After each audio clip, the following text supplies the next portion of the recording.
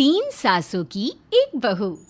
बलविंदर की पहली बीवी को बच्चा ना होने के कारण वो दूसरी शादी करता है, लेकिन जब दूसरी शादी से भी बच्चा नहीं होता तो वो तीसरी शादी करता है, और तीसरी शादी करने के बाद भी जब उसे संतान का सुख प्राप्त नहीं होता तो वो डॉक्टर को दिखाता है। और फिर बलविंदर जी, दोष आपकी बीवियों में नहीं, आप में है। आप में ही कुछ मेडिकल रीजंस की कमियां हैं जिनके कारण आप कभी भी किसी बच्चे के बाप नहीं बन सकते।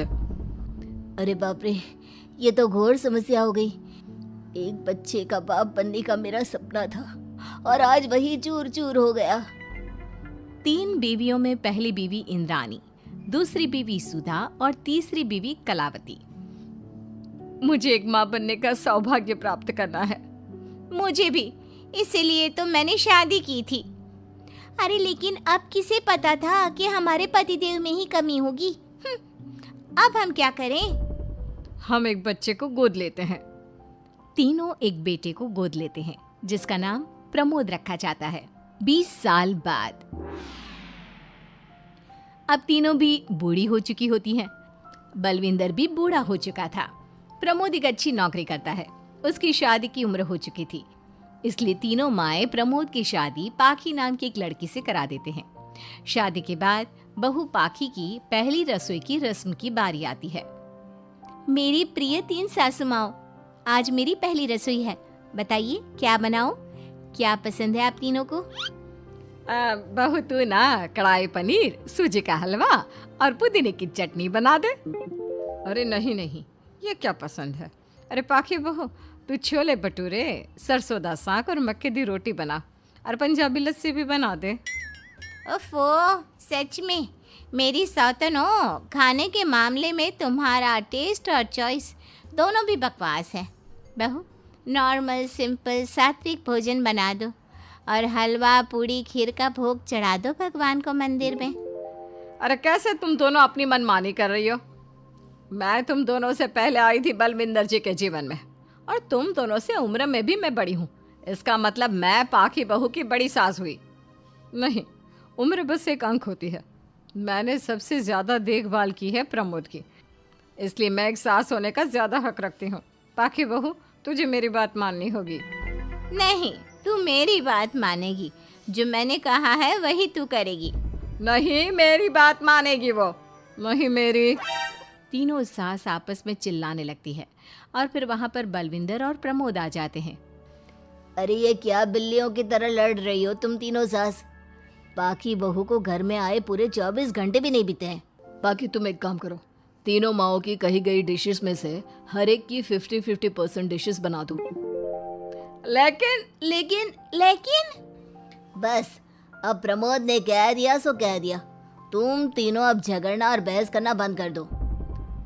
पाखी तीनों सासों की कही गई आधी आधी डिशेस बनाती है और इस तरह अपनी पहली रसोई की रस्म पूरी करती है, जिसके बाद उसकी तीनों सास उसे शगुन और नेक देती हैं।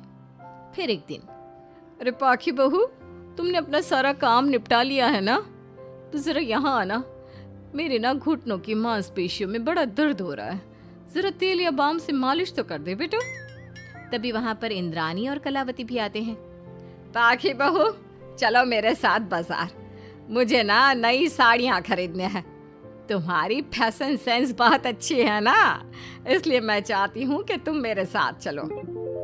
अरे पर मैं यहाँ पे पहले आई, तुम्हारे साथ ही सही, लेकिन मेरी स्पीड सबसे तेज थी। पाखी बहू, मेरे कमरे की अलमारी और पर्दे साफ कर दो ना, बहुत धूल जम गई है। मुझे खांसी भी आ रही है। अरे ऐसे कैसे तुम दोनों मेरी बहू को अपने साथ ले जा सकती हो? सबसे पहले मैंने बहू को कहा है कि वो मेरे घुटनों की मालिश कर दे। अब जाओ, 1 घंटे के बाद अपनी ये फीकी शक्लें लेकर फिर से आना। सुधा मैडम, ज्यादा ना बोलो। पाखी बहू को तुम दोनों से ज्यादा नेक दिया है मैंने, इसलिए पाखी बहू तो मेरा ही काम करेगी। और वैसे भी ये सुशील सर्वगुण संपन्न बहू अपनी इस बेचारी बूढ़ी सास को खांसते हुए कैसे देख सकती है? क्यों पाखी बहू? हाँ, पर नहीं पाखी बहू, तुम इन दोनों की भावनाओं के जाल में मत फंसो। और रही बात शगुन और नेक की, तो रिश्तों को प्यार के भाव से तोला जाता है, ना कि पैसों के भाव से। मतलब ही कहीं के। ओ इंद्रानी, ज्यादा मत उछलो, पता है कौन कितना मतलबी है। उफो, अब फिर से आप तीनों मत शुरू होइए। मैं आप तीनों के काम करूँगी, लेकिन बारी बारी। सबसे पहले सुधा सासू माँ का, फिर कलावती सासू माँ और फिर इंद्रानी सासू माँ का। इसके बाद तीनों सासों में फिर से लड़ाई और कहासुनी छिड़ जाती है। फिर एक दिन जब पाखी घर का किराने का सामान लेने बाहर निकल रही होती है कि तभी, बहू, मुझे ना मेरा पुराना संदूक नहीं मिल रहा, तू आकर ढूंढ देगी क्या? अब ठीक है इंद्रानी सासू माँ। पाखी इंद्रानी के कमरे में जा ही रही होती है कि तभी उसे सुधा रोक लेती है, हाथ में खूबसूरत साड़ी लिए। पाखी बहू, ये मेरे ना साड़ी पर पिछली बार अचार गिर गया था, इसे प्लीज अच्छे से धो देना। वो कल शाम को विमला जी के बेटे की शादी में जाना है ना, एक ही बार पहनी है ये साड़ी मैंने। अभी धो देगी तो कल तक अच्छे से सूख जाएगी और कड़क इस्त्री करके मैं तेरा परफ्यूम मार कर शादी में जाऊंगी। हाँ, लेकिन सुधा सासू माँ, उतने में कलावती भी वहाँ पर एक कढ़ाई लेकर आ जाती है। पाखी बहू, ये मैंने कल रात को मेहंदी भिगोई थी लोहे की कढ़ाई में, मेरे बालों में लगा देना बिटिया, तू तो मेरी प्यारी बहू है ना? इंद्रानी वहाँ आ जाती है और तीनों सास फिर से एक दूसरे को गुस्सेल आंखों से देखती है और फिर से आपस में लड़ना शुरू कर देती है। तुम अपने आप को समझती क्या हो? खरीद लिया है क्या मेरी बहू को? ये मेरी बहू है। तुम मेरी पड़ोसन है क्या? ये मेरी भी बहू है और मेरा भी इस पर उतना ही हक है जितना कि तुम्हारा। तुमने खरीद नहीं लिया है ना, तो ये मेरी है, सिर्फ मेरी, इकलौती बहू मेरी पाखी, मेरा ही काम करेगी। क्यों पाखी? नहीं नहीं, ये मेरा काम करेगी। पहले मैंने आवाज लगाई थी। तुम दोनों तो ऐसी बहू पाने के लायक भी नहीं हो। हट जाओ तुम दोनों और खुले मैदान में जाकर एक दूसरे से लड़ो और नोचो एक दूसरे को। लेकिन पाखी बहू तो सिर्फ मेरी ही सुनेगी और मेरे ही आदेशों का पालन भी करेगी। तीनों सासों के बढ़ते झगड़े को देख पाखी अपना आपा खो देती है और जोर से चिल्ला पड़ती है, बस बहुत हुई आप तीनों की तू मैं। अरे रोज ना ड्रामा लगाती रहती हो, 50 साल की बूढ़ी औरतें हो गई हो, फिर भी बच्चों की तरह लड़ती रहती हो। अब बस बहुत हुआ। अब तो मैं आप तीनों में से किसी की भी बात नहीं सुनूंगी और मैं जा रही हूँ ये घर छोड़ के। अब मुझ में और सहन शक्ति नहीं बची, मैं चली। अब लड़ो झगड़ो, एक दूसरे को मारो पीटो नोचो, जो करना है करो। पाखी अपना सूटकेस लेकर घर से बाहर निकलने लगती है। तभी तीनों सास बेहद घबरा जाती हैं और भावुक होकर पाखी से विनती करने लगती है, पाखी बहू, बहू हमें छोड़कर मत जाओ ऐसे। अरे हम तुम्हारे बिना मर जाएंगे। इतने कम समय में ही तुम हम सबकी जीने की वजह बन चुकी हो। माफ कर दो हमें बेटा। हाँ पाखी बहू, हम आइंदा से कभी नहीं लड़ेंगे और हंसी खुशी मिलकर बात करते रहेंगे, वादा करते हैं। हाँ बहू, लेकिन तू मत जा प्लीज, ये घर तेरे बिना सुना सुना हो जाएगा। हम तीनों सासों की एक ही तो बहू है, लेकिन हम अपनी एक बहू को बेटी की तरह प्यार देंगे, उसके साथ सहेलियों की तरह रहेंगे। लड़ाई झगड़ा सब कुछ छोड़ देंगे बेटा, लेकिन तू छोड़ के मत जा। अपनी तीनों सासों को भावुक देखकर पाखी की भी आंखें भर आती है और वो उन तीनों को माफ कर देती है और उनके गले लग जाती है। इसके बाद तीनों सास अपनी एक बहू संग खुशी से मिलजुल कर रहती हैं और आपस में जरा भी लड़ाई झगड़े नहीं करती। मिसेस माथुर काफी परेशान रहते थे। उन्होंने कई बार अपनी बेटी शेफाली से इस बारे में बात करने की कोशिश की, लेकिन शेफाली हर बार ये कहकर बात को टाल देती थी कि उसे शादी करने में बिल्कुल भी इंटरेस्ट नहीं है। शेफाली का एक भाई भी था, उसका नाम था विशाल। शेफाली की उम्र लगभग 30 साल की हो चुकी थी और विशाल उससे छोटा। एक दिन मिस्टर माथुर कहते हैं, शेफाली बेटा, अगर तुम शादी नहीं करोगी तो आने वाले वक्त में विशाल की शादी में भी बहुत प्रॉब्लम आएगी। आखिर क्या वजह है, तुम शादी क्यों नहीं करना चाहती हो? पापा, अब मेरी जॉब लग चुकी है और कॉलेज के टाइम में भी मुझे कोई पसंद नहीं था। पता नहीं क्यों मुझे किसी लड़की के साथ रहने और उससे शादी करने में बिल्कुल इंटरेस्ट नहीं है। लेकिन बेटा, इस तरह अकेले जिंदगी तो नहीं कटती। तुम्हें अपने बारे में कुछ सोचना चाहिए। नहीं मम्मी, मैं अपनी ज़िंदगी में बहुत खुश हूँ। ये शादी, बच्चे, किसी के साथ ज़िंदगी भर रहना, ये सब मुझे अच्छा नहीं लगता। लेकिन बेटा, विशाल की भी शादी की उम्र हो चुकी है, हमें उसके बारे में भी तो सोचना पड़ेगा ना। हाँ, तो विशाल की शादी करने में क्या प्रॉब्लम है पापा? मुझे शादी नहीं करनी है, ये मेरा डिसीजन है। विशाल शादी कर सकता है। कुछ दिनों के बाद मिस्टर और मिसेस माथुर विशाल की शादी वर्षा नाम की एक लड़की के साथ कर देते हैं और वर्षा माथुर परिवार के साथ रहने लगती है। एक दिन वर्षा और विशाल जब अपने कमरे में बातें कर रहे थे। जानती हो वर्षा, मैं तुमसे बहुत प्यार करता हूँ। I love you. मैं भी तुमसे बहुत प्यार करती हूँ और हमेशा तुम्हारे पास रहना चाहती हूँ विशाल। चलो, इसी बात पर अब जल्दी से मेरे पास आ जाओ। तभी अचानक से शेफाली वहां पर आ जाती है। क्या हो रहा है? हाँ, तुम लोगों को शर्म नहीं आती? दिन दहाड़े रोमांस करने में लगे हुए हो। मम्मी पापा भी घर पर ही है।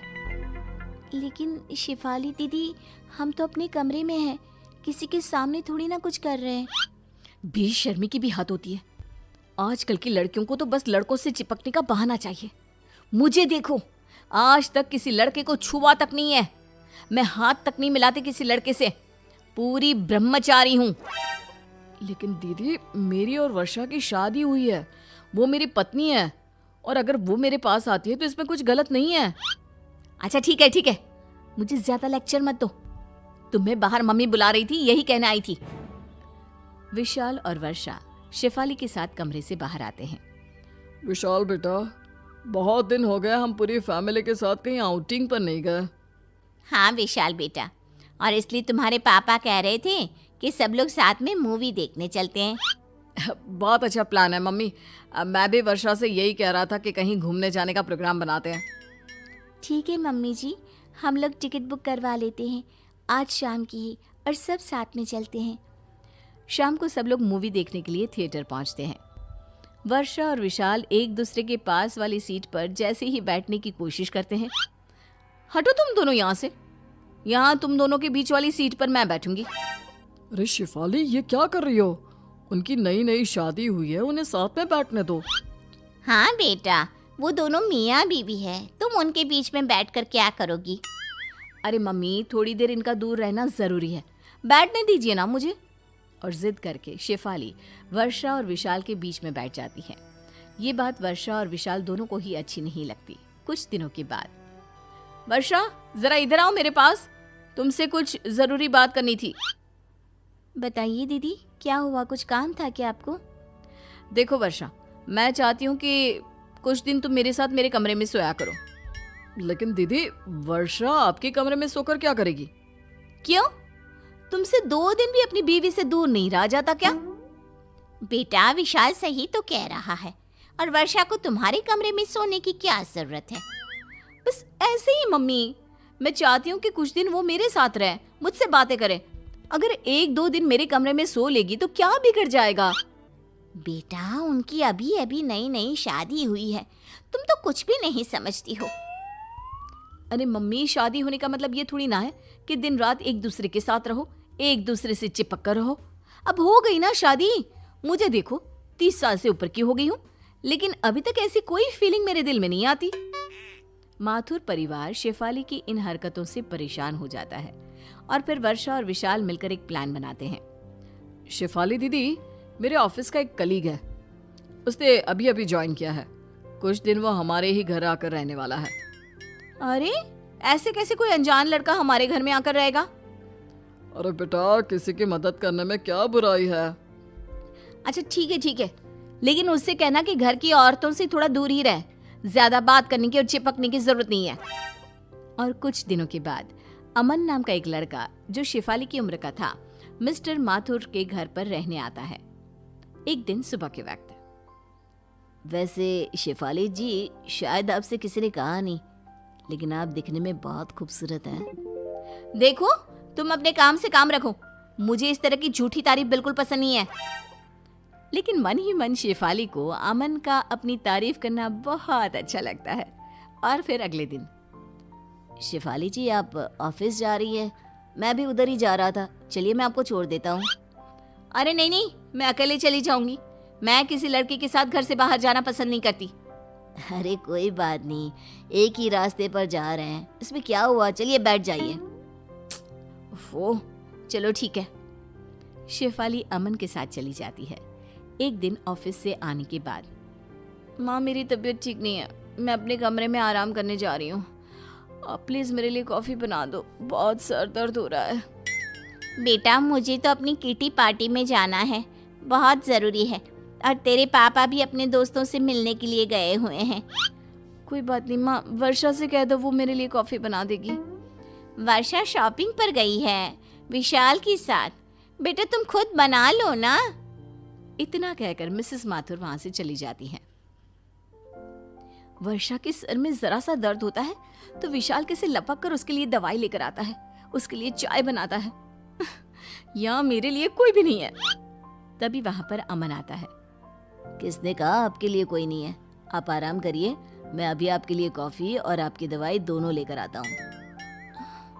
Thank you so much.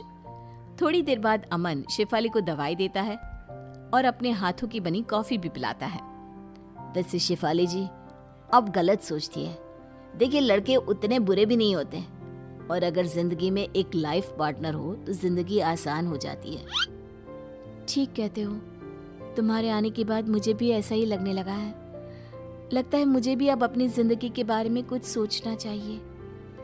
अगर आप बुरा न माने तो एक बात कहूँ, मैं आपके साथ पूरी जिंदगी बिताने को तैयार हूँ। अमन की बात सुनकर शेफाली खुश हो जाती है और रात को जब मिस्टर और मिसेस माथुर घर आते हैं, माँ पापा मुझे आपसे एक जरूरी बात करनी थी। शेफाली दीदी हम सब जानते हैं आपको क्या बात करनी है। आप अमन के साथ शादी करना चाहती है ना? अरे लेकिन आप लोगों को ये बात कैसे पता? क्योंकि ये हमारा ही प्लान था। और मैं तो अमन को पहले से ही जानती हूँ। क्या ये सब आपने जानबूझकर किया? तो क्या करते बेटा, जिंदगी भर अपनी बेटी को ब्रह्मचारिणी बेटी तो नहीं रहने देते ना। देखो बेटा, शादी करना और खुश रहना कोई बुरी बात नहीं है।